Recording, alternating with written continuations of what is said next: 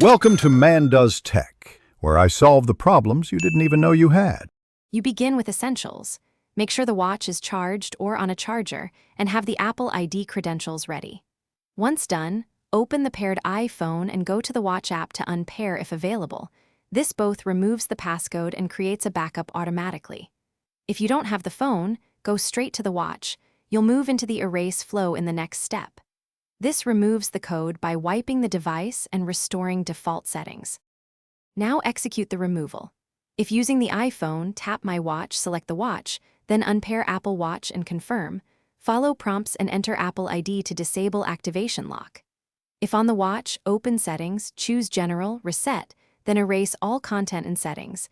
Enter your passcode or follow on-screen confirmation. If the watch is locked and you can't enter settings, put it on the charger, press and hold the side button until the power options appear. Then press firmly to reveal erase. Finish by pairing the watch to your iPhone again or setting it up as new. Restoration uses the backup created during unpairing. Make sure you sign in with the same Apple ID to remove activation lock, because without it, the watch won't activate for a new user. If the erase or unpair fails, force restart the watch. Hold side button and digital crown until Apple logo and try the erase steps again. If activation lock remains, contact Apple support with proof of purchase. Thanks for watching. If you found this helpful, don't forget to like and subscribe.